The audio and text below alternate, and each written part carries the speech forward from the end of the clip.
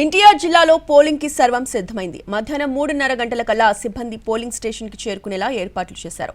ఇప్పటికే డిస్ట్రిబ్యూషన్ సెంటర్లలో ఏర్పాట్లు పూర్తయ్యాయి. జిల్లా వ్యాప్తంగా 17,04,000 మంది ఓటర్లున్నారు. 13,000 మంది పోలింగ్ సిబ్బంది విధుల్లో ఉండనున్నారు. 332 ప్రాంతాలు అత్యంత సమస్యాత్మకంగా ఉన్నట్లు గుర్తించారు అధికారులు.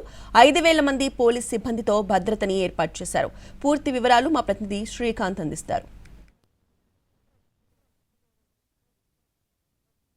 ఉమ్మడి కృష్ణా జిల్లాలో రేపు పోలింగ్కి సంబంధించి ఈవీఎంలు కానీ ఎన్నికల సామాగ్రికి పంపిణీకి సంబంధించి కానీ అన్ని సెంటర్ల నుంచి కూడా ఏర్పాట్లు సిద్ధమయ్యాయి. కొద్దిసేపట్లో రిటర్నింగ్ అధికారులు అయితే ఈవీఎంలతో పాటు ఎన్నికల సామాగ్రిని సిబ్బందికి ఇవ్వబోతున్నారు. ప్రస్తుతం మనం విజయవాడలో ఉన్నటువంటి ఇందిరాగాంధీ మున్సిపల్ స్టేడియంలో ఉన్నాం. ఇక్కడ విజయవాడ సెంట్రల్ నియోజకవర్గానికి సంబంధించిన ఎన్నికల సామాగ్రిని సిబ్బందికి ఇవ్వడానికి సంబంధించి అయితే ఏర్పాట్లు సిద్ధమయ్యాయి. మనం విజువల్స్లో చూడొచ్చు. మొత్తం అందరినీ కూడా సెక్టార్ల వారీగా పోలింగ్ స్టేషన్ల వైజ్గా కూడా అందరినీ విభజించారు. వాళ్ళకి ఈవీఎంలను కూడా ఇప్పటికే వాళ్ళకి ఇచ్చారు. అయితే దానికి సంబంధించిన డెమో కానీ ఇతర కార్యక్రమాలన్నీ కూడా కొద్దిసేపట్లో ప్రారంభం కాబోతున్నాయి. ఉమ్మడి కృష్ణా జిల్లాను ఒకసారి మనం పరిశీలిస్తే 2 పార్లమెంటు స్థానాలు, అదేవిధంగా 16 అసెంబ్లీ స్థానాల్లో ఎన్నికలైతే జరగబోతున్నాయి. ఈ నేపథ్యంలో రేపు జరగబోతున్న పోలింగ్కి సంబంధించి అయితే ఈవీఎంలను అందజేసే ప్రక్రియతో పాటు ఇతర ఓటింగ్ లిస్టులు కానీ ఇతర అన్ని ఎన్నికల సామాగ్రిని కానీ వాళ్ళకి సిబ్బంది అందరికీ కూడా అందజేయడానికి సంబంధించి అయితే ప్రస్తుతం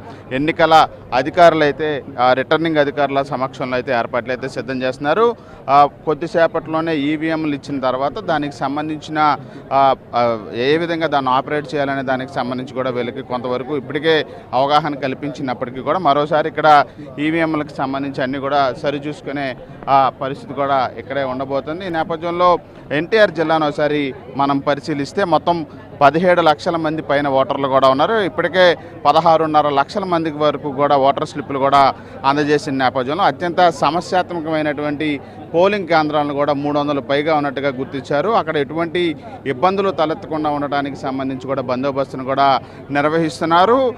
మొత్తం ఏదైతే ఈ సమస్యాత్మక పోలింగ్ కేంద్రాలు ఉన్నాయో అక్కడ వెబ్ కాస్టింగ్తో పాటుగా బెటాలియన్ పోలీసులు, అదేవిధంగా కొన్ని కంపెనీలకు సంబంధించిన సిబ్బందిని కూడా బందోబస్తునైతే అక్కడ ఏర్పాటు చేస్తున్న పరిస్థితి కూడా ఉంది.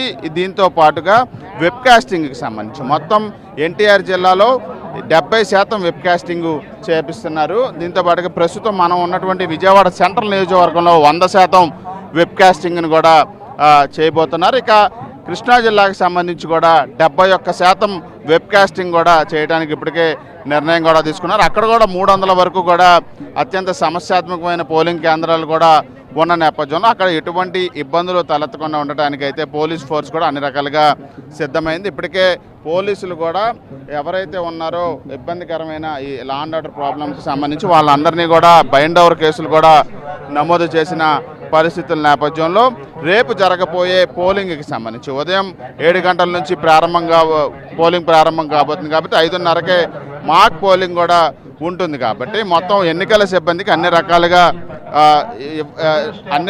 వాళ్ళకి ఆ సామాగ్రిని ఇవ్వడంతో పాటుగా కొన్ని అంశాల మీద అవగాహన కూడా కల్పించబోతున్నారు. కొద్దిసేపట్లో ఎన్నికల సామాగ్రి పంపిణీ చేసి ఈరోజు మధ్యాహ్నానికే పోలింగ్ కేంద్రాలకి సిబ్బంది అందరూ వెళ్ళే విధంగా అయితే ప్రస్తుతం పనులు అయితే కొనసాగుతున్న పరిస్థితి అయితే విజయవాడలో ఉంది. కెమెరా పర్సన్ రెడ్డితో శ్రీకాంత్, ఎన్టీవీ, విజయవాడ.